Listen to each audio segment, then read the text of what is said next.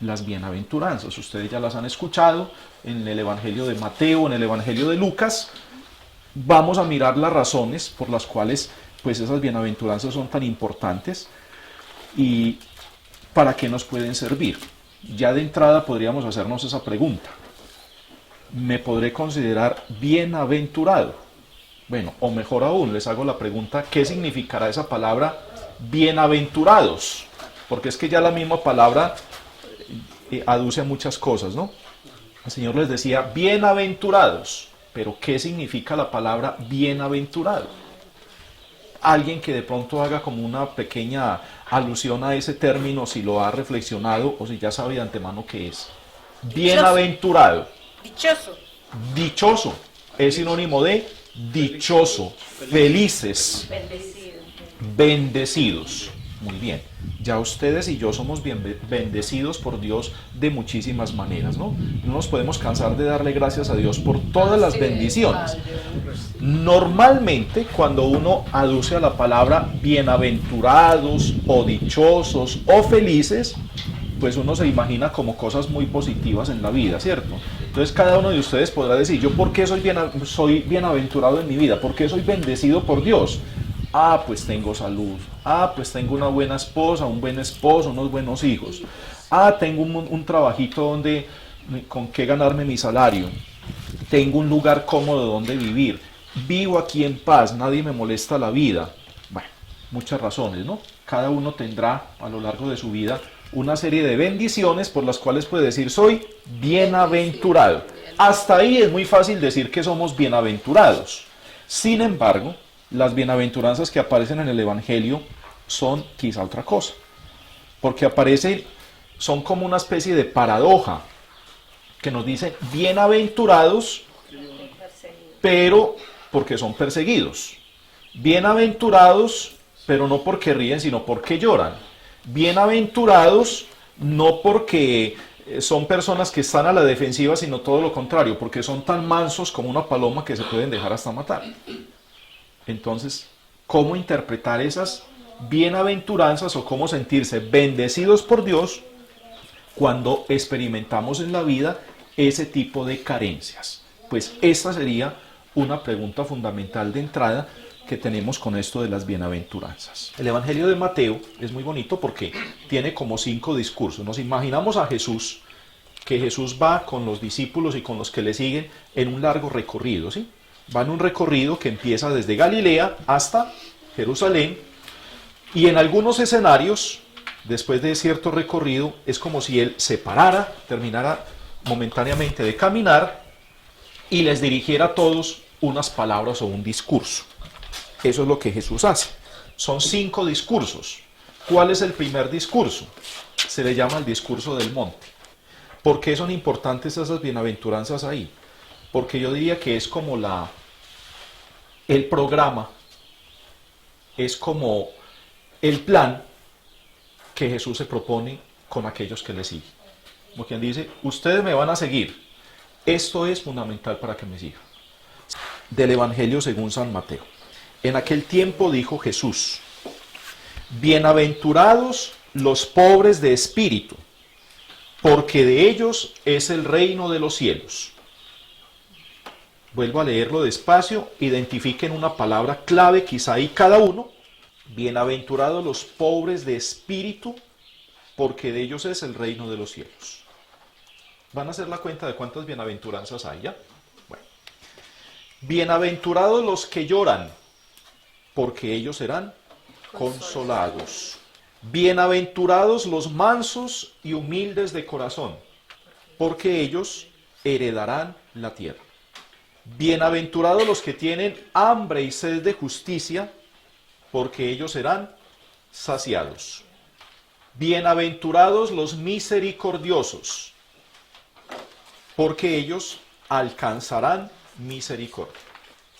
Bienaventurados los limpios de corazón, porque ellos verán a Dios.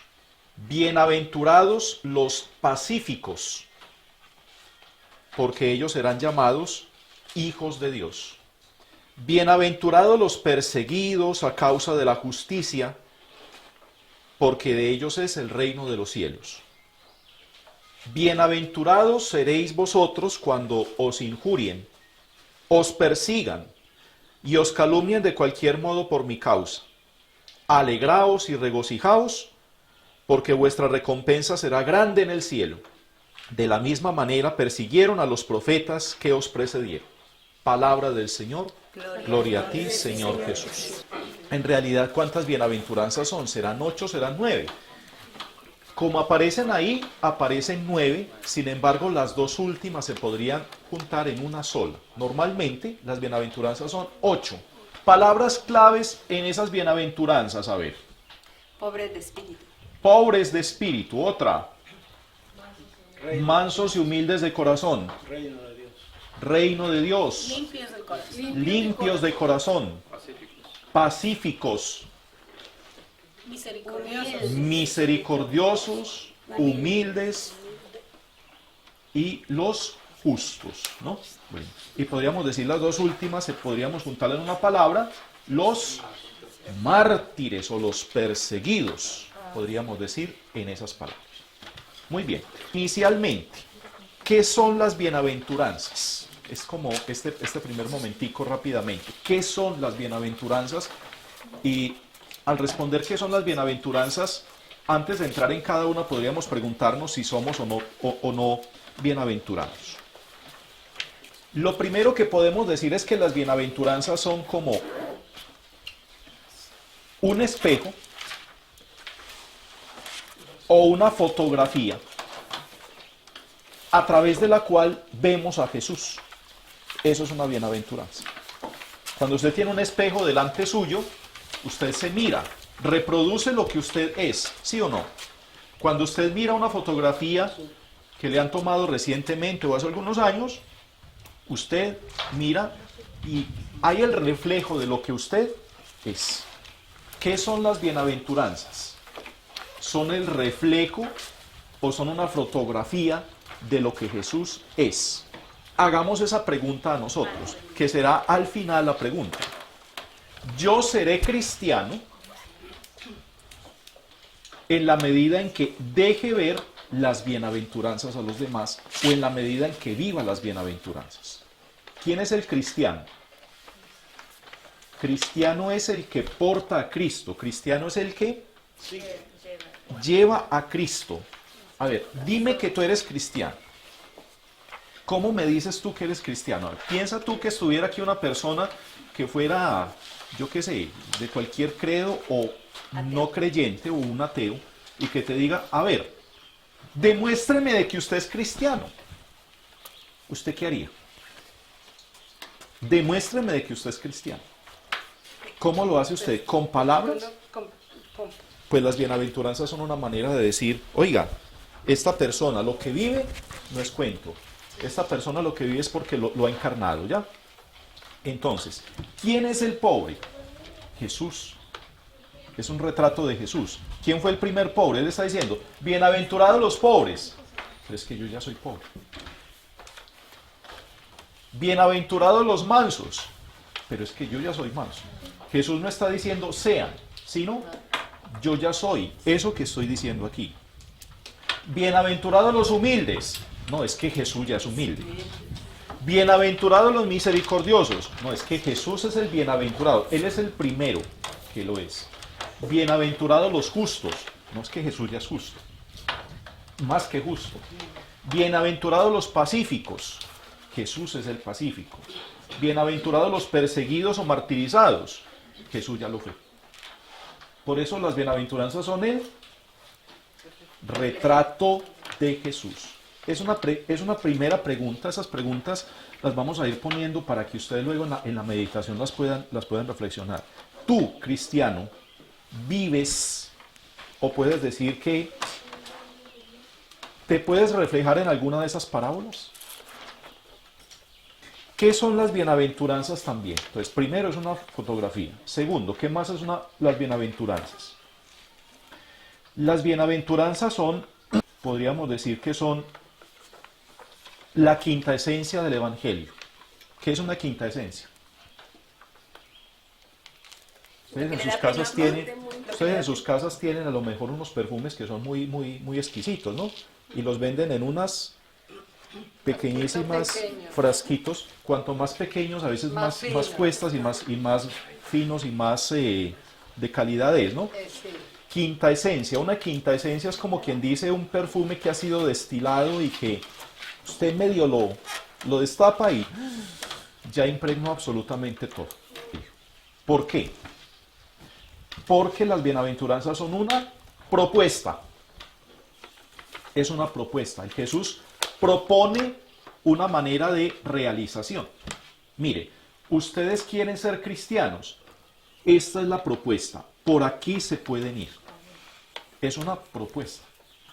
Ustedes de aquí cuando retornen a Montreal, les proponemos que se vayan en carro, ¿no? Pero el que se quiera ir en bici, o el que se quiera ir caminando, o el que se quiera ir por estos desechos, pues yo no sé cuándo llegue y cómo llegue. Se les hace una propuesta, es decir, una propuesta es una alternativa posible y segura, un camino de realización. Las bienaventuranzas son una propuesta. El cristiano las debe asumir, e incluso el no cristiano. Hay muchas personas que se han inspirado en las bienaventuranzas sin ser cristianos. Hay personas que viven las bienaventuranzas sin necesidad de ser cristianos. Sí. Hay gente que ha sido martirizados a causa de nobles ideales y perseguidos de nobles ideales sin ser cristianos. Pero, para el cristiano, ¿qué es? Y es ahí donde las cosas comienzan a complicarse. Es una condición para el seguimiento.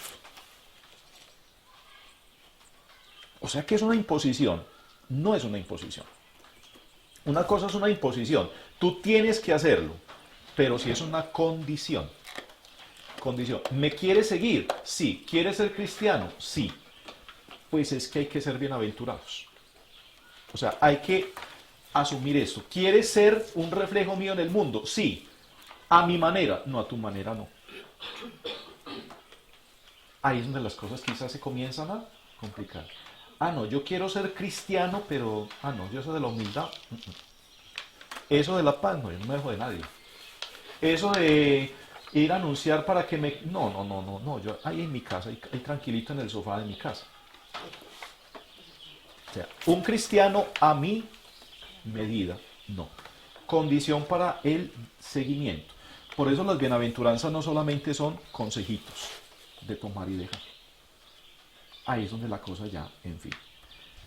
Segunda pregunta. Anótala ahí si quieres. De las bienaventuranzas que vamos a mirar, las 8 bienaventuranzas, ¿cuál bienaventuranza dejas ver más o has asumido más en tu vida y cuál menos? Vas a poner como una especie de escala de graduación, ¿sí? De grados, de niveles, ¿no? Ah, esta bienaventuranza a mí se me nota, pues. Y esta no se me nota nada. O todas se me notan perfectamente. O ninguna se me nota. Pues ya ahí tienes un trabajo. ¿Y qué más son las bienaventuranzas? Son signos, como ya hemos dicho, de su presencia. Signos de su presencia. Cristo es el manso y humilde de corazón. Yo también lo soy. ¿Por qué? Porque Cristo me ha enseñado a ser humilde. No porque, mírenme a mí cómo soy yo de disciplinado, de disciplinada. Miren cómo soy yo de maravilloso. Miren cómo soy de humilde. No, te estás haciendo promoción a ti mismo, no. Miren que yo trato de vivir la humildad porque Él me ha sido humilde antes que yo. Porque Él me ha dado el ejemplo de serlo. Por eso las bienaventuranzas se convierten en signos de su presencia. ¿Qué son las bienaventuranzas además de eso? Un hermano decía ahora en las palabras que les decía que recordaran cuando proclamábamos, hablaba de reino de Dios. ¿Cuál es el proyecto de Jesús? A ver, cada uno tenemos un proyecto, ¿no? Si les preguntara yo aquí, a ver, ¿cuál ha sido tu proyecto existencial en tu vida? Ah, mi trabajo, ¿qué es tal? Ah, mi profesión, ah, mi familia. ¿Cuál es el proyecto de Jesús? Que seamos aceptados. El proyecto de Jesús tiene un nombre que es, sí, todo eso se incluye en la palabra reino de Dios. Instaurar el reinado de Dios en el mundo. ¿Qué es el reinado de Dios en el mundo? De que Dios tome el control de tu vida, de que Dios sea conocido, amado, valorado, de que Dios pueda actuar entre nosotros. Ese es el reino de Dios. Y ahora, ¿cuál es el germen de ese reino? Uno de esos gérmenes, las bienaventuranzas. Por eso las bienaventuranzas no son una cosita más dentro del reino. Son signos identificativos del reino de Dios. ¿Qué son las bienaventuranzas? Son una bendición. Bienaventurados, felices, bendecidos. Son una bendición. Para el mundo, no. Para el mundo, ¿qué son las bienaventuranzas? Son una desdicha. Es todo lo contrario, por eso son paradójicas. Para el mundo son una desdicha, para el mundo son... Si ve, usted es que querido por Dios, y mire cómo está en la vida, mire cómo vive. Mire. Son todo lo contrario, pero para Dios son bendición. ¿Qué son las bienaventuranzas? Son una promesa. Hay unos estudios muy especiales que le han hecho a las bienaventuranzas y dicen que las bienaventuranzas tienen un lenguaje como de los políticos, y entonces los políticos a veces prometen muchas cosas, pero a veces son como medio inalcanzables, ¿no? Sí, dicen que son como medio utópicas. Sí, la utopía es que algo que es muy difícil de lograr, pero que tiene posibilidad de ser. Y hay otra cosa muy parecida que es una atopía. ¿Qué es una utopía? Es un sueño que es imposible que lo tengamos. ¿Ya? Imagínense ustedes un sueño, a ver, atopía, que en estos momentos en el mundo ninguna persona tenga cáncer. Puede ser una utopía, ¿no? De que sea conocido los tratamientos en todo el mundo, pero que todas las personas no tengan cáncer, es una utopía, ¿ya? Sin posibilidad de ser. No, las bienaventuranzas son una promesa utópica, es decir, una promesa alcanzable, difícil pero se puede lograr, es una promesa, es una conquista, hay que trabajarlas, y muy duro, y cuesta, y saca ampolla, y sudor de sangre, son exigentes, ciertamente. Esa es la otra pregunta que podríamos hacernos ahí. Tu vida cristiana, en cuanto a las bienaventuranzas, ¿cómo la has asumido? ¿De manera laxa? ¿De manera rigurosa? ¿Quién es el agente o quién es el que hace que nosotros en el fondo seamos bienaventurados? ¿Nuestra disciplina? ¿Nuestra tenacidad? Bien, hay dos agentes que intervienen. El primero, ¿quién es? Jesús, porque como dijimos, Él es el ejemplo, Él es el espejo y Él es el que primero las ha vivido. Y hay un segundo agente. El Espíritu Santo. Dios. Podríamos decir que las bienaventuranzas son ¿qué? Son un signo o un fruto de vivir bajo la sombra del Espíritu Santo.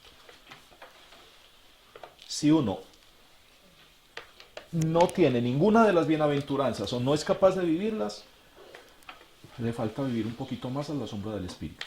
¿Quién es el que hace posible que se encuentre uno paz, mansedumbre, bondad en medio de tantas tormentas? El Espíritu Santo.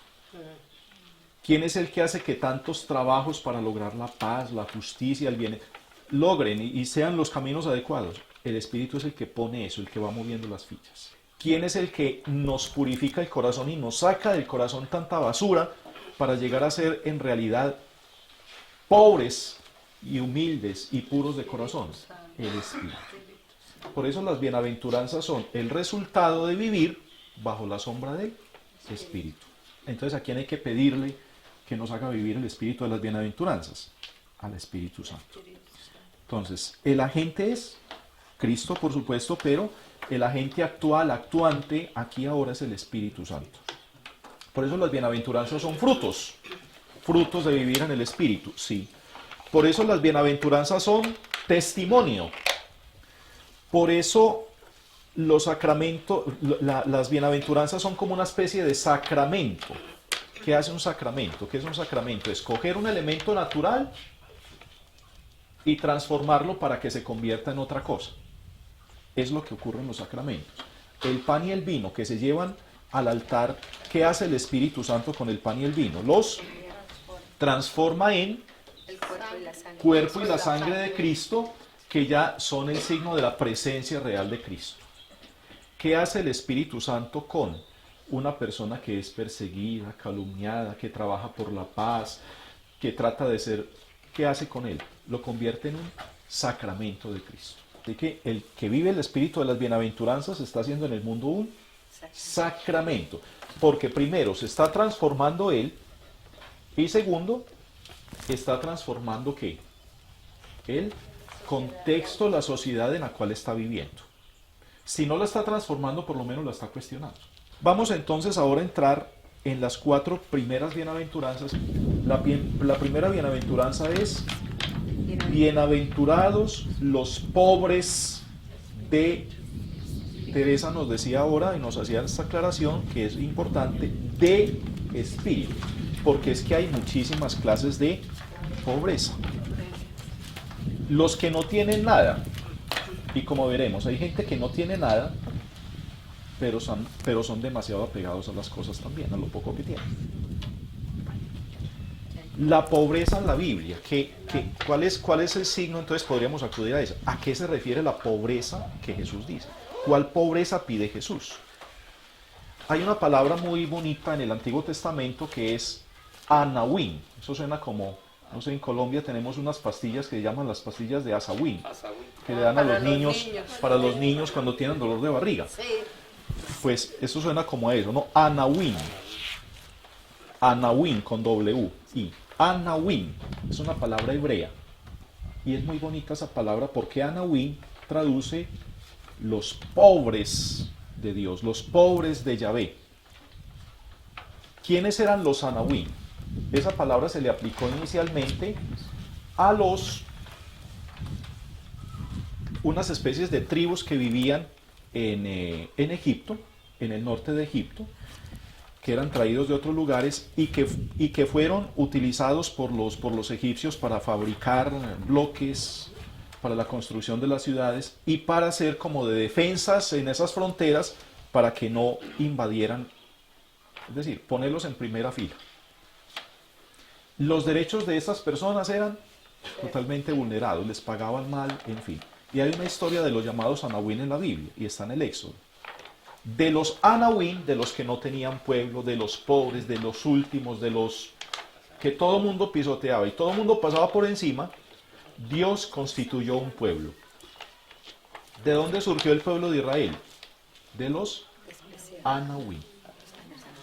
De los anahuim. Entre los que estaban allá estaban las tribus, los hijos de Jacob, que habían bajado a Egipto, llevados por José. José ya se había muerto. Los descendientes de los hermanos de José, que ya no tenían un faraón favorable, fueron esclavizados. Y esos son los que en la Biblia también se les conoce como los anahuim.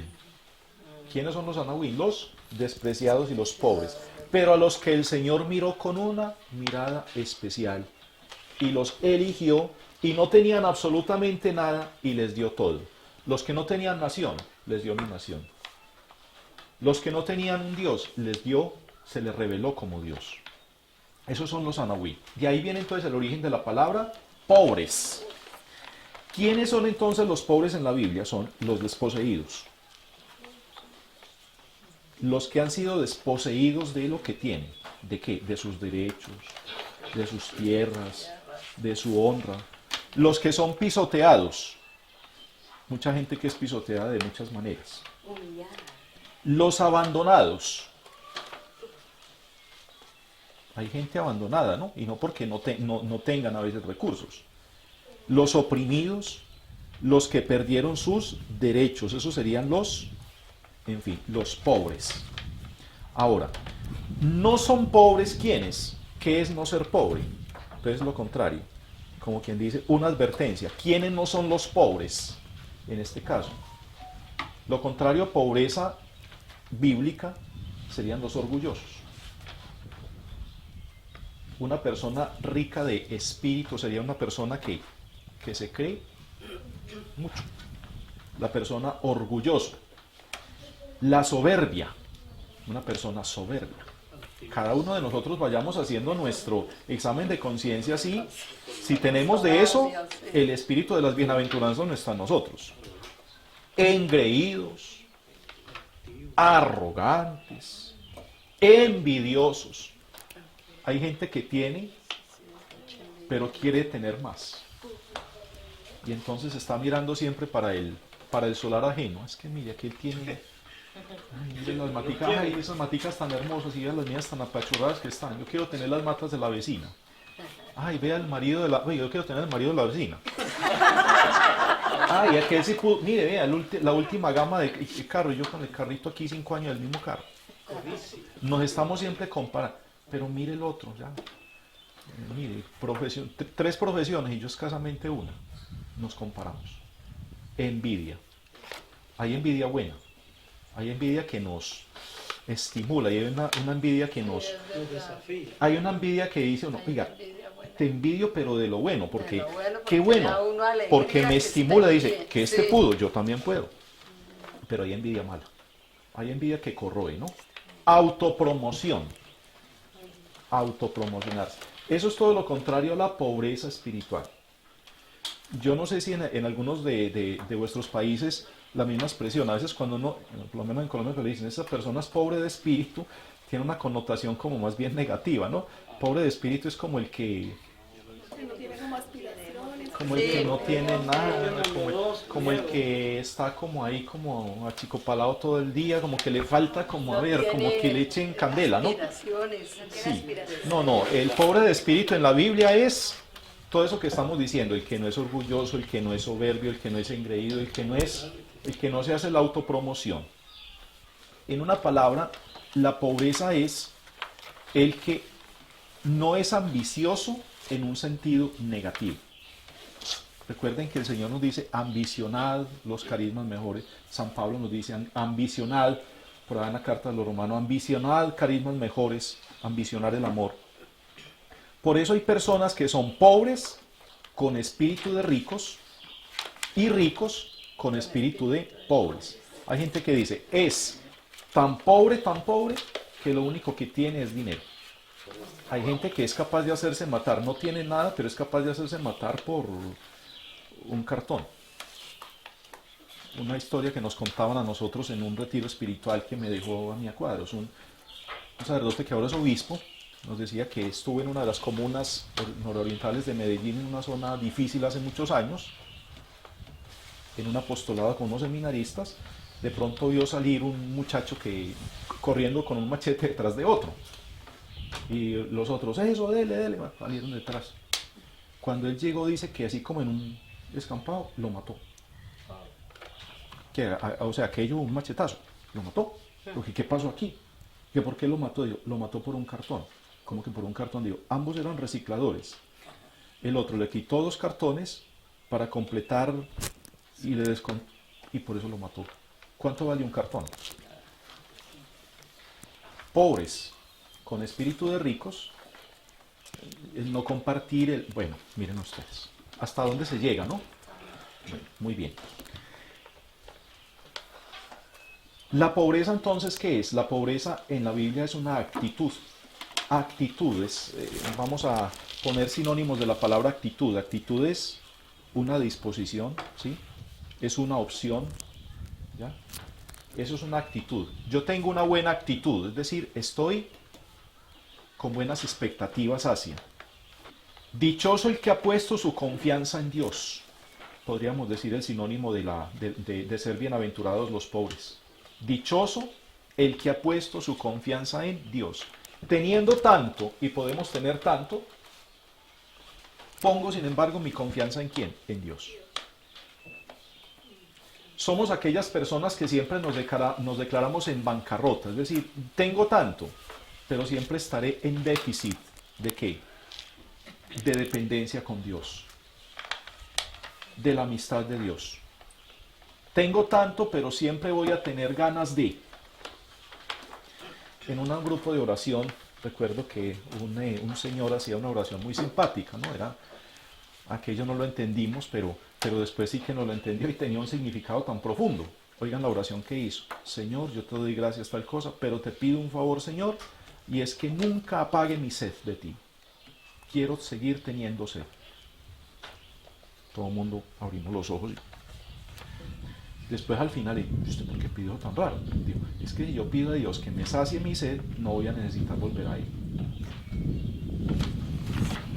En cambio, si le pido que me dé sed, me va a hacer más humilde y cada vez me va a hacer buscarle más.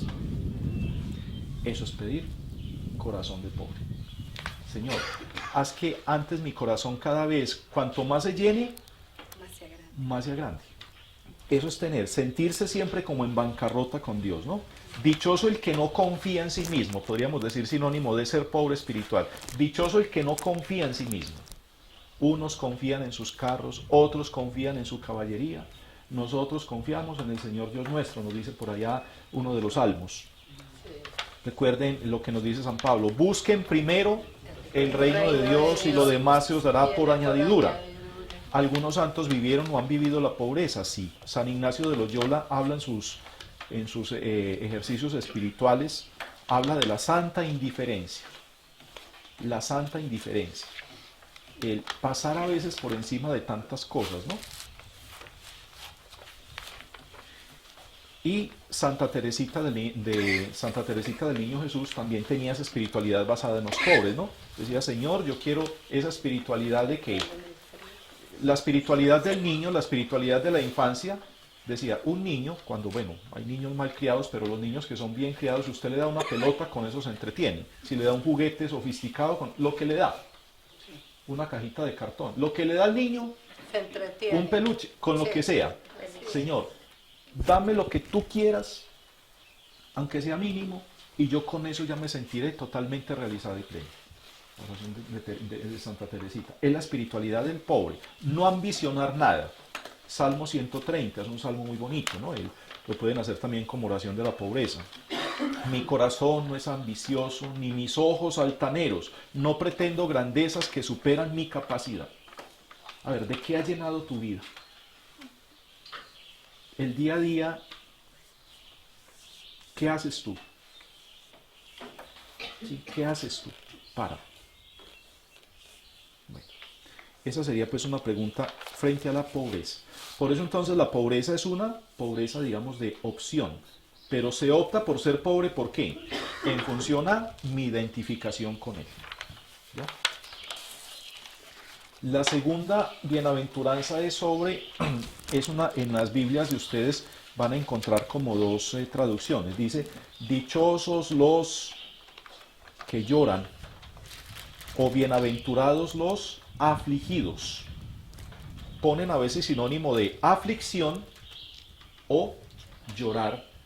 En realidad las dos palabras están muy relacionadas. Llorar o ser afligidos. El resultado es el mismo en ambos casos, porque serán consolados. Eso es lo que dice esa bienaventuranza. Bienaventurados los que lloran.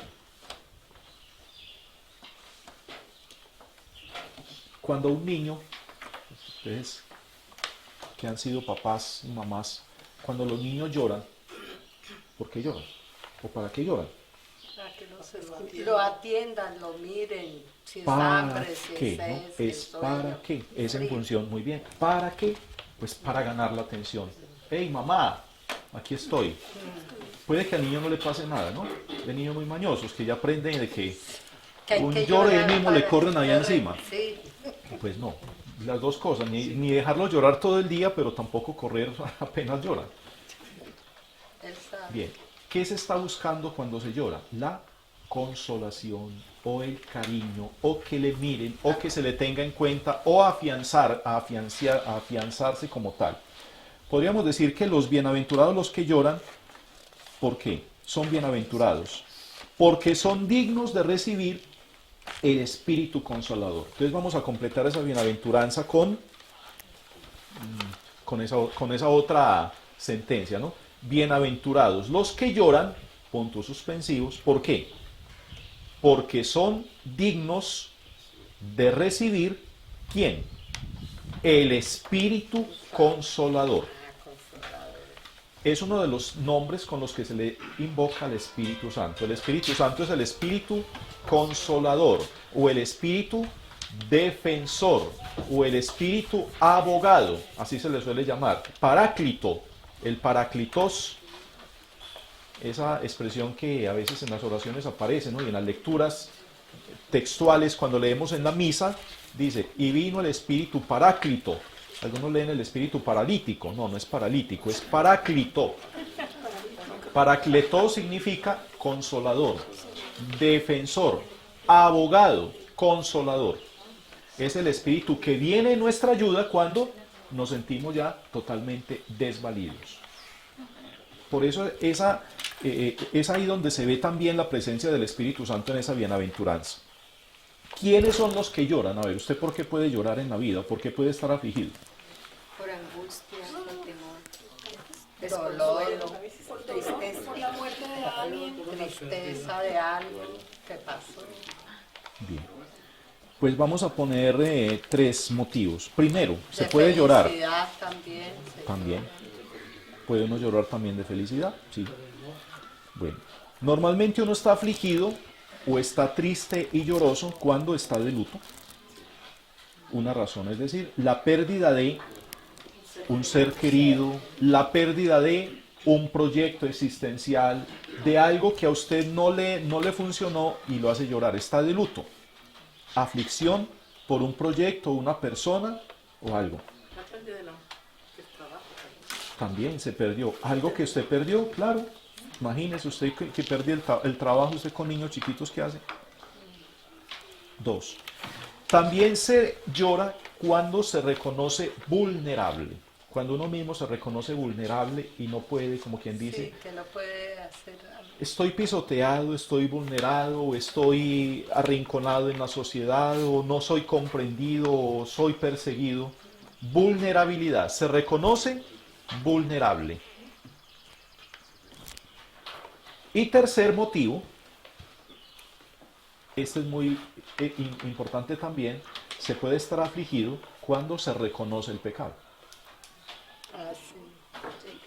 Las lágrimas de la penitencia, podríamos decir, las lágrimas de la conversión. Yo reconozco, Señor, mi pecado, dice David con el Salmo 50. Todos estos salmos penitenciales nos invitan a eso, a llorar el pecado, expiar el pecado. Estoy profundamente afligido. La aflicción, ¿por qué? Por el pecado, por el reconocimiento de que uno no está haciendo lo que debe hacer. ¿Sí? Bueno, son motivos por los cuales uno puede llorar o estar afligido. En esos motivos son consolados, recibe una consolación especial a través del Espíritu. La consolación que el Señor propone es una promesa escatológica. Si ustedes, ¿qué es cuando hablamos de escatología? ¿Qué es? Lo que acontecerá al final del tiempo. Es decir, es una promesa que todavía no la vamos a ver, pero que un día al final de la historia la vamos a tener. ¿Cómo termina el libro del Apocalipsis? Así termina con esa promesa escatológica. Dice que ya no habrá noche, ya no habrá luto, ya no habrá dolor. El Señor será luz, digamos, ya no habrá luz de lámpara ni de sol. Dice al final del libro del Apocalipsis, no se necesitará luz de lámpara ni de sol, nadie estará triste, nadie tendrá que llorar. La promesa escatológica, todos serán regocijo total. Es una promesa escatológica, sí, pero también es una tarea que nosotros debemos tratar de realizar hoy aquí. Y en esa tarea entonces aparece en el libro de Isaías la invitación que le hace cuando ve la aflicción de su pueblo. En los profetas es muy bonito ver toda la historia que subyace detrás del ministerio profético de estos hombres. En el tiempo de Isaías había una gran desesperación. En realidad eran 3 Isaías, el libro es muy grande, es un libro de 50 capítulos y parece que hubo 3 profetas y los 3 les pusieron el nombre de Isaías. Hubo un Isaías antes del exilio de Babilonia, uno durante el exilio de Babilonia, animando la comunidad que estuvo allí, y está el tercer Isaías, que es el Isaías del retorno, el que retorna con el nuevo resto. La última parte, el tercer Isaías, habla mucho de la consolación. ¿A quién consuela ese Isaías? A los que habían perdido la esperanza, a los que retornaron con una cierta ilusión, pero que veían las cosas como tan difíciles, reconstruir esa ciudad que estaba en ruinas, que ellos ya no habían conocido. reconstruir las instituciones de Israel, teniendo los samaritanos a un lado que les molestaban la vida día y noche. De ahí viene que ellos sean enemigos acérrimos de los judíos antiguos. Lo que ellos hacían de día, los otros se lo desbarataban de noche. Una cantidad de problemas, ¿no? Entonces ellos se sentían siendo acosados. Y ahí es donde el Señor dice, tu misión es consolar a mi pueblo. Ese es un trabajo de los profetas o de los misioneros, consolar. En la catequesis, en los diferentes grupos, los grupos que están aquí representados, ustedes ejercen una labor muy especial de consolación. La catequesis y el grupo Buena Madre, ¿no? Mostrar ese rostro materno, cercano, hacia el vulnerable y hacia el que está en tanta necesidad existencial y material. Consolad a mi pueblo. Detrás de ese niño travieso en catequesis, que no pone cuidado, quizá hay una necesidad de ¿qué? De afecto. Quizá hay una situación familiar bien difícil que necesita que el catequista le preste atención, no que se meta en la vida del otro, pero que por lo menos escuche. Detrás de ciertos comportamientos de las personas existen grandes padecimientos. Quizá no lloran, quizá no se lamentan, pero en sus expresiones su alma está sufriendo. Y se necesita alguien que esté ahí para consolar, animar, para hacer bálsamo. Consolad a mi pueblo. Esa es entonces la bienaventuranza, la segunda. Vamos con la otra. Mansedumbre. Entonces nos dice la bienaventuranza, bienaventurados, para terminar la parte anterior, comparte con alguien por lo menos un modo a través del cual en el ministerio que ejerces en tu iglesia sirves tú de consolación o eres instrumento de consolación para las personas que están sufriendo, los que sufren, los vulnerables, los que padecen. ¿Qué estoy haciendo yo por ellos? Bienaventurados los mansos y humildes de corazón, o la mansedumbre. Podemos decir, bienaventurados los que tienen la virtud de la mansedumbre. ¿Qué es mansedumbre? Que no es engreído, que no es... También tiene eso. A ver, vamos a imaginarnos mansedumbre, vamos a imaginarnos un animalito, una mascota, ¿no? Como muy tranquilo. Una mascota mansa o una mascota agresiva, ¿no? Entonces, ¿quién es el manso? El que se deja contemplar, el que usted sabe que siempre va a ser absolutamente calmado. La expresión que dice hay que ser manso, pero no menso. Ser manso, pero no menso. Bueno, mansedumbre. ¿Qué es la mansedumbre? La mansedumbre es tener una actitud siempre equilibrada, podríamos decir, no salirse de control, no perder el control en los momentos de conflicto, cuando hay un conflicto, cualquier tipo de conflicto, en los momentos de las pruebas, cuando hay diferentes pruebas, tu salud, tu enfermedad, tu trabajo, tus relaciones humanas, o cuando hay crisis afectivas, crisis económicas, crisis en la fe, ¿ya? No perder ¿qué? El control ni el dominio de sí mismo. Por eso entonces la mansedumbre que es sinónimo de ¿qué? De fortaleza en el espíritu. Conviene en la Biblia entender qué significa mansedumbre, porque si no, podríamos decir, mansedumbre ¿quién es? El manso es el que se deja hacer de todo. El manso es el indolente. El manso es el que es el tonto, ¿no? Es el tonto que se deja hacer lo que quieran hacer con él. Ese no es el manso. La persona mansa es la persona que tiene fortaleza de espíritu, o más aún, es la persona que tiene la virtud de la templanza. ¿Qué es la templanza? Es, a ver, soy fuerte sin dejarme, muy bien, sin dejarme moldear por esas otras cosas. Esa es la persona mansa en la Biblia. ¿Quién es la persona mansa o la mansedumbre? Es la persona que renuncia a la tentación, a toda tentación de poder y de dominio, solo por el privilegio de ser reconocido o por el privilegio de estar por encima del otro. Muchas veces en nuestros trabajos pues nos dan cargos de control. Y los podemos asumir y los debemos asumir. Y lo estamos haciendo, ¿por qué? Porque lo estamos haciendo como un servicio. Pero hay algunos que se buscan ciertas cosas o que se valen de sus puestos, ¿para qué? Para someter, para imponer, para manipular, para estar por encima del otro. No tienen espíritu de mansos. Son personas que no son de fiar. Pongo el ejemplo de las mascotas porque yo trato de hacer la asociación, ¿no? Mi hermana tiene un gato tremendo que le regalaron pequeñito, un gato, yo no sé qué raza, es una cosa grandota, ese animal. Y es un gato muy posesivo.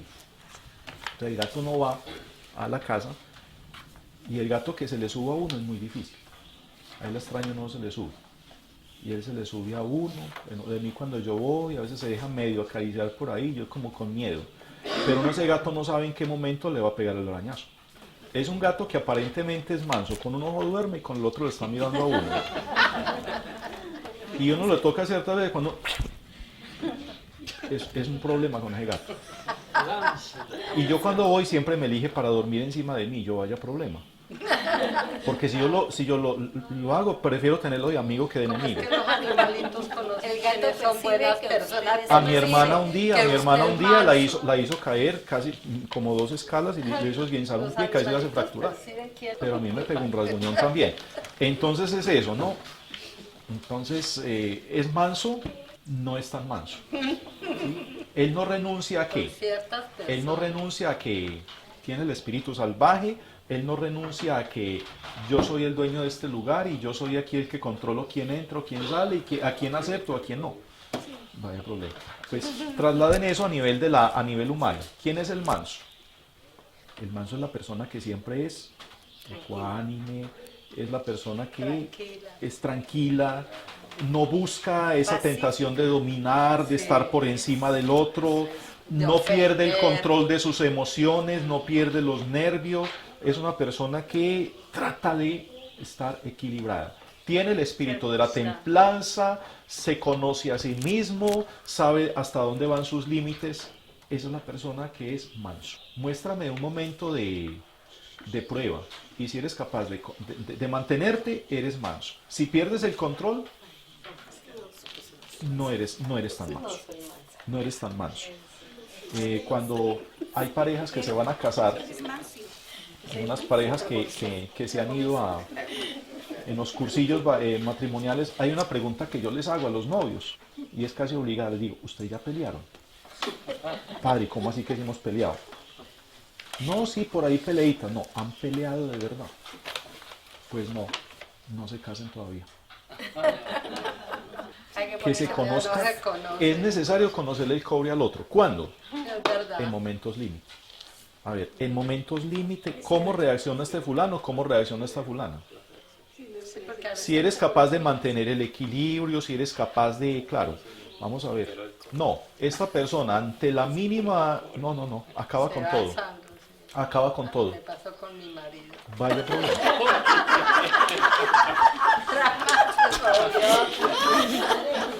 Ay, señor. Hay casos de santos, por ejemplo, de San Francisco de Sales. San Francisco de Sales es casi contemporáneo al fundador de la compañía de San Sulpicio, 1600 y algo. Y él fundó también unas religiosas de clausura. Era obispo de Ginebra. Y dicen que tenía ese hombre un temperamento cuando joven, y cuando era cura joven, que no le podía arrimar ni un gato, peleaba hasta con el espejo. ¿Con qué apelativo terminó él siendo? El santo de la dulzura. ¿Cómo? Y eso no fue por una mañana que dijo voy a ser dulce, no. Con su director espiritual y dele, examen de conciencia diario, y dele, y muérdase la lengua, y aprenda, y aprendió. Difícil, es un combate muy fuerte, pero una persona lo puede lograr, sí lo puede lograr. Claro, pero es que juegan muchas cosas, hay gente que no es por su psicología, por su nerviosismo, hay gente que es muy demasiado nerviosa y ya, por eso recuerden que las bienaventuranzas son pueden entenderse como una utopía, es decir, uy, eso es muy difícil. ¿Cómo es tan difícil? No, es difícil, pero son posibles lograr. Ahora, ¿con qué no se puede confundir la mansedumbre? La mansedumbre no es debilidad. Entonces, debilidad, o sea, usted es ahí un endeble que el pobrecito no se puede ni defender porque no, eso ya no es ser exacto, como el cobarde pues que sea eso ya no es ser manso, eso ya no es ser manso, eso es ser bueno. No se puede confundir con tolerancia a la injusticia. Tolerancia a la injusticia. Entonces, no, que me hagan lo que quieran, que yo no voy a decir ni mu. No, eso ya es tolerancia a la injusticia. Recuerden que Jesús es el manso y humilde de corazón, pero cuando Jesús estuvo en el juicio, allá cuando estuvo en el Sanedrín, le pegaron una cachetada y él no se dejó y le dijo, si le he dicho algo malo, dígame qué, y si no, usted, ¿por qué me pega? O sea, no es, si bien pueda, no, a ver.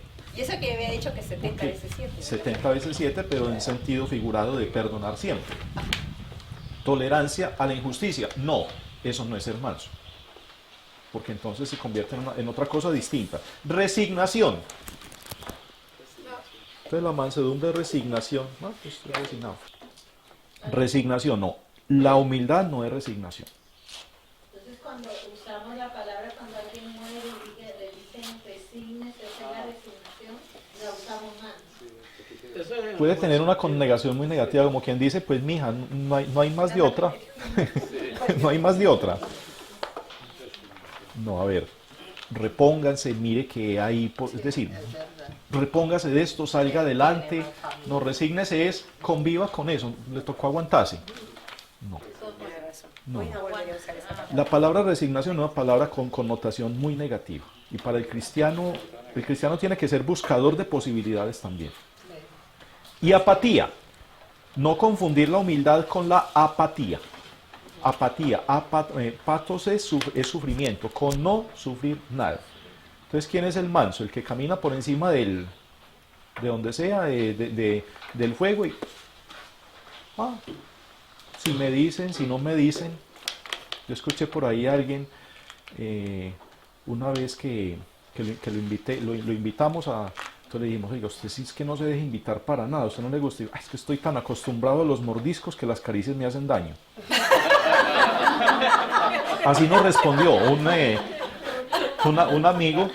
Es decir, eso ya es llegar a la apatía. Es decir, la apatía es, no, eso ya no es mansedumbre.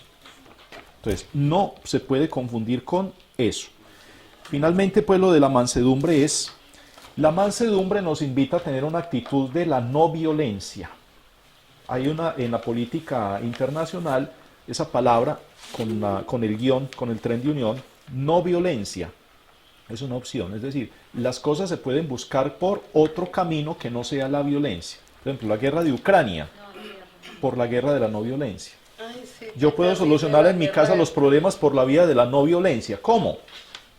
Bueno, la no hostilidad. Sinónimo de mansedumbre es la no hostilidad. Personas demasiado hostiles, demasiado negativas. Entonces siempre están como con dos piedras en la mano. En mi país hubo una propaganda, un comercial que salía, yo recuerdo cuando niño, la recuerdo muy bien, era muy bien lograda, pero no recuerdo por qué el motivo la mostraban ahí. Entonces salían varias personas, la ama de casa, ¿no? Y tenía unos guantes. Y ella trataba de preparar los alimentos con los guantes. Pues no podía, ¿no? La profesora ya dando clase, allá con los estudiantes, ¿no? El señor del bus. Entonces, en varios escenarios mostraban personas con guantes, ¿no? Cuando llegaban a tratar. Entonces decían, quítate los guantes. Decían, quítate los guantes. Como quien dice, bájale a la agresividad, bájale a la violencia. Mira que mantener armado, mira que mantener como usted lo has hecho, una tensión, ¿quién me va a decir? Que ya me van a decir, que es que porque, claro, no me quieren, porque complicado. Lentos a la cólera. Invitación de los salmistas. Dios es el que es lento a la cólera, pero nosotros también lo podemos aprender, lento a la cólera. Pero eso es ser manso. Sí, eso sí es importante. Sí. El manso no pierde la esperanza. El manso es resiliente. El manso sigue. Y el manso es una persona dulce, podríamos decir, sinónimo de mansedumbre, dulzura. Con esto de la mansedumbre pues hay muchísimas cosas y ahí podríamos cada uno de nosotros mirar si vivimos ese espíritu de la mansedumbre. Nos levantémonos, a ver. Que nos interprete Ah, sí, estamos en la... para poder mirar lo de la justicia. ¿Quiere parar un ratico? ¿Y el sol? Es que ya está como...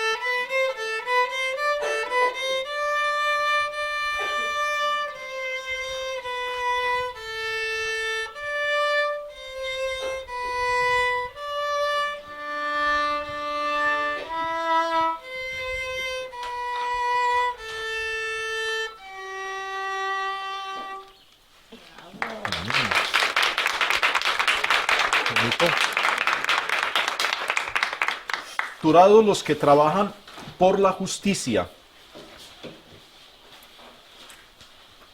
porque el reino de Dios les pertenece. Aquí relaciona directamente la justicia con el reino de Dios. Justicia y reino de Dios. Hace un momento les decía que el proyecto de Jesús, la opción fundamental de Jesús es el reino de Dios. ¿A qué vino Jesús? A instaurar el reino de Dios. ¿Y qué es el reino de Dios? Es el espacio en el que Dios actúa. Es permitirle a Dios que siga llevando adelante los hilos de la historia. Cuando yo no dejo que Dios actúe en el mundo, estoy siendo injusto, porque no le estoy reconociendo el lugar que le corresponde a Dios. Es por ahí entonces donde podríamos entender qué es la justicia. ¿Quién es una persona justa? Sería la pregunta a nivel de la Biblia o a nivel de todo. ¿Quién es una persona justa? ¿Cómo sé yo que soy una persona justa?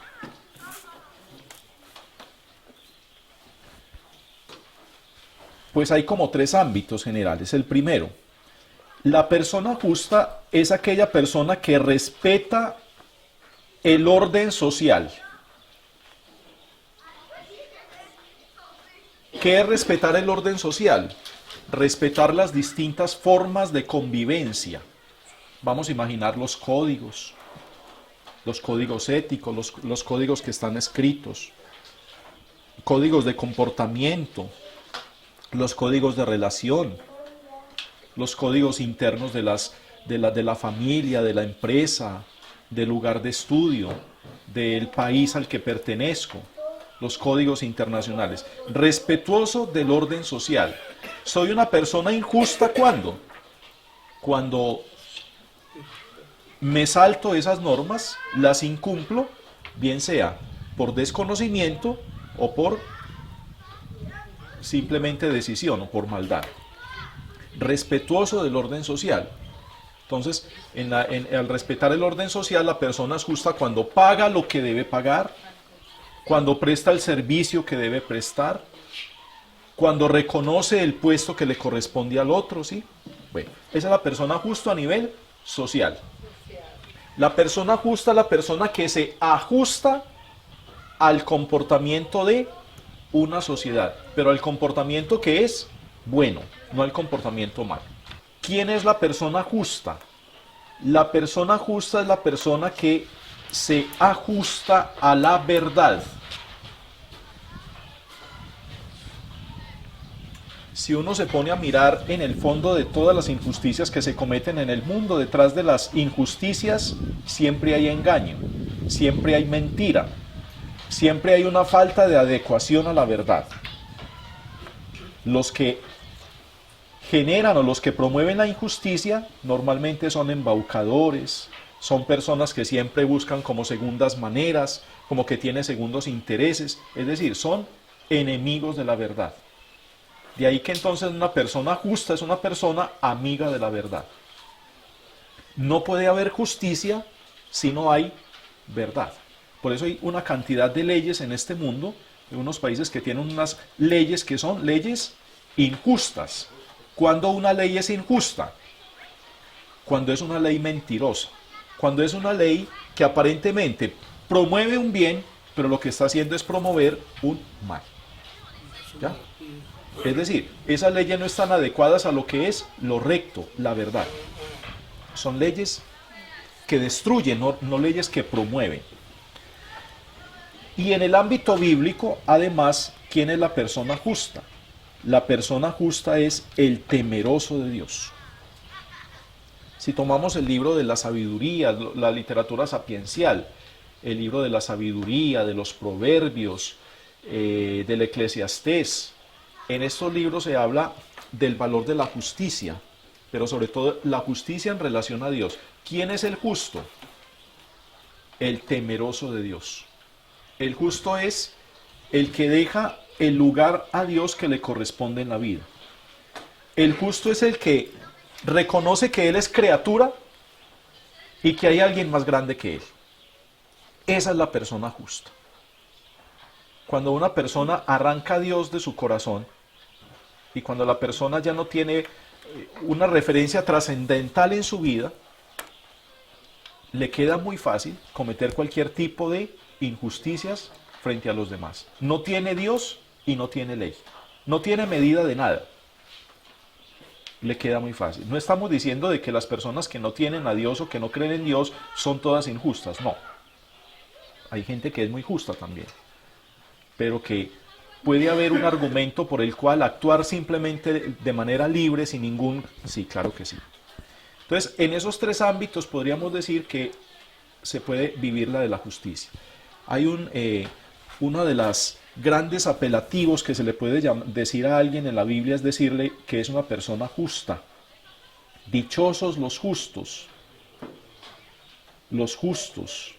En el libro de la sabiduría se habla pues muchísimo. En los Eucaristías de los funerales se prefiere mucho a veces leer del Antiguo Testamento esas lecturas, ¿no? La vida de los justos está en las manos de Dios. Hay un profeta que nos dice qué es la justicia. Dice, ¿cómo es la justicia que Dios prefiere? La justicia es velar por los intereses del huérfano y de la viuda y por respetar el camino del Señor. Es decir, ajustarse al comportamiento humano, no tener nada por lo cual usted sea señalado a nivel humano, pero tampoco nada con respecto a Dios. Un ejemplo que a mí me ha servido mucho para entender qué es la justicia es en nuestras casas con las puertas o con las ventanas. Cuando una puerta o una ventana está ajustada, cuando no hace ruido y cuando con respecto al marco entra y no permite que entre el polvo o entre lo que sea, ¿no? Entren agentes extraños. ¿Cuándo se desajusta? Cuando se descuelga, cuando se tuerce, cuando pierde consistencia, ¿cierto? Bueno, cuando se dilata o se contrae por el frío o por el calor, de ahí que ya no está ajustado. ¿Qué es justicia? Es vivir de acuerdo a ¿qué? A unos parámetros, es decir, no sentir que yo puedo hacer en el mundo lo que se me antoje conmigo mismo ni con los demás. Esa es una persona justa. ¿Respeta qué? Un marco, un orden especial de relaciones consigo mismo, con su entorno y con Dios. Esa es la persona justa a nivel general.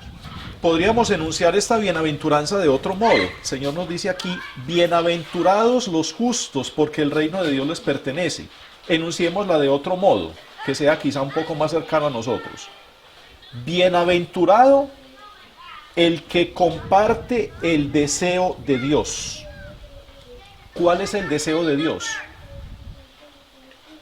Que en el mundo haya justicia. Ese es el deseo de Dios. Tomáramos el Antiguo Testamento y miráramos toda la literatura de los profetas. Cada uno de los profetas, hay algunos que lo hacen más, otros menos, pero hay una palabra que se repite en todos ellos, es como un denominador. Cualquiera de los profetas que hay, a ver, recordemos los nombres de los profetas. Isaías, Jeremías, Baruch, Ezequiel, Daniel, Oseas, Joel, Amós, Abdías, Jonás, Habacuc, Baruch, Sofonías, Malaquías y otros que no tienen libro pero que estaban ahí, el profeta Natán, el profeta Eliseo, el profeta Elías, en fin. Bueno, todos esos profetas, el común denominador de ellos, ¿qué era? La justicia. Algunos exégetas han dicho que cuando Jesús en la cruz está allí crucificado, recuerdan una de las palabras de Jesús, la quinta palabra de Jesús, es tengo sed. Decían, ¿a qué sed se refiere? Es un tema de discusión, pero la mayoría han mirado toda la literatura del Antiguo Testamento porque lo dice también como enunciando uno de los salmos, el Salmo 23, y todo esto, y han concluido la mayoría diciendo la sed que Jesús estaba diciendo allí porque rehusó tomar algo. Dicen que a él le acercaron una esponja con vinagre y dice que la esponja con vinagre era un narcótico, digamos, que le daban a los crucificados para que, digamos, para adormecerlo y para que no fueran conscientes del dolor. Dice, Jesús rehusó aquello. ¿Quién dice? Jesús quería estar consciente, o sea, totalmente, asumir el dolor, asumirlo todo, ¿sí? No quería que otro le ayudara, ¿no? ¿Quién dice? Bueno, le pasan eso. La sed de Jesús no es física. ¿Cuál es la sed de Jesús? De justicia. Es la sed de salvación, la sed de salvar, la sed de que Dios instaure definitivamente su reino. Esa es la sed. Por eso decimos, bienaventurados o dichosos, ¿quiénes? Los que tienen la misma sed de Dios, de que en el mundo haya justicia. ¿Y cuál es la justicia? De que Dios sea conocido y amado. Por eso, el trabajo del profeta aquí, al igual que decíamos en el anterior, la anterior bienaventuranza de la mansedumbre y de la consolación, aquí también el trabajo del profeta se tiene que hacer sentir. Denunciar y anunciar.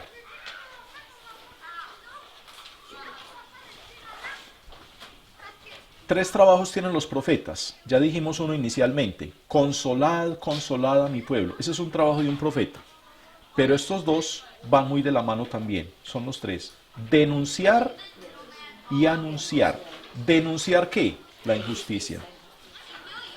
Muchos profetas fueron perseguidos, incluso martirizados, a causa de la justicia, por denunciar. Pero no solamente destruían con su denuncia, sino que anunciaban algo diferente. Es como quien dice, no solamente critique, también proponga soluciones. No solamente destruya, cree caminos nuevos. Eso es lo que hace el profeta. Hay gente que es maravillosa para protestar por todo, ¿no? Y entonces critican y molestan y son el palito en la rueda, todo lo frenan. Pero a la hora del té no aportan nada. A ver, yo no estoy de acuerdo con esto porque tal vez hay esta otra posibilidad. Ah, qué buena esta solución. Haces parte de la solución, no haces parte del problema. En la justicia tendríamos que tomar esa segunda opción, que es la opción del profeta. Denunciar, pero anunciando al mismo tiempo. Por eso el justo también es una persona capaz de ser generosa. ¿Generosa en qué? En soluciones. Generosa en proponer nuevos caminos. Y normalmente la persona que busca ser justo es una persona solidaria. La persona justa piensa en el otro, no solamente piensa en sí mismo. Yo pienso que se me haga justicia a mí. No, piensa también en el otro. Por eso la persona que busca la justicia es una persona que sale de sí mismo. La generosidad te hace salir de ti mismo. Dios ha sido justo y más que justo porque Él ha salido de sí mismo para hacer justicia a los que no podían hacerse justicia por sí mismos. Y esa es la acción de Dios. Nosotros, sin méritos y sin podernos dar a nosotros mismos la salvación, nos ha enviado quien nos pueda hacer de Salvador. Esa es la justicia de Dios. Y ahí viene la justificación. San Pablo habla de la justificación como salvación. ¿Qué es la justificación? Declarar justos y salvados a los que de antemano ya no podían hacer absolutamente nada. ¿Saben ustedes qué significa la palabra redentor? Tiene que ver mucho con justicia. Nosotros hablamos de nuestro redentor. ¿Quién es el redentor? A ver, en la cultura semita, en la cultura judía, cada 7 años hacían una especie de jubileo. Jubileo era un año de gracia, era un año especial en el cual dejaban descansar la tierra sembraban el año anterior suficiente para dejar descansar la tierra. Las personas que estaban en las cárceles las podían indultar si pagaban una fianza, dentro de muchas gracias que se concedían ese año. Si alguien tenía un familiar, buscaba una fianza, la pagaba y a la persona la dejaban salir. ¿Qué se llamaba eso? Redimir o hacer de redentor. ¿Redimir qué es? Comprar. La expresión del latín redemere. Emere en latín es comprar. Redemere es como volver a comprar. En nuestros países existen las casas de empeño, ¿sí? Entonces en las casas de empeño alguien que necesita el dinero va y lleva el anillo, el reloj, lleva el carro, lleva la cadena, lleva lo que sea, y lo dejan allá un tiempo, y entonces después dice, voy a ir a rescatar, voy a ir a volver a, y entonces ¿qué tiene que pagar? Lo que dio más los intereses, y entonces va a sacar esas cosas de ahí. ¿Qué es? Redimir. Se le aplica a Cristo. Él es nuestro redentor. ¿Por qué? Porque ha tenido que pagar porque nosotros estábamos empeñados al demonio. ¿Qué tuvo que pagar? Su propia sangre. Por eso Jesús es el justo. Él ha hecho justicia por nosotros, para declararnos inocentes y salvos. ¿Ven ustedes entonces? Es decir, Jesús está invitando, sean justos. Es decir, hagan lo que ustedes puedan hacer para que en el mundo no hayan personas dependientes ni en necesidad, en situaciones de dependencia lamentables, con sus derechos pisoteados, con pobreza existencial. Hagan todo lo posible. Empiecen por ustedes y háganlo también por los demás. Esa invitación pues entonces a vivir la justicia. Es uno de los valores preeminentes del reino de Dios. Reino de Dios sin justicia no puede ser.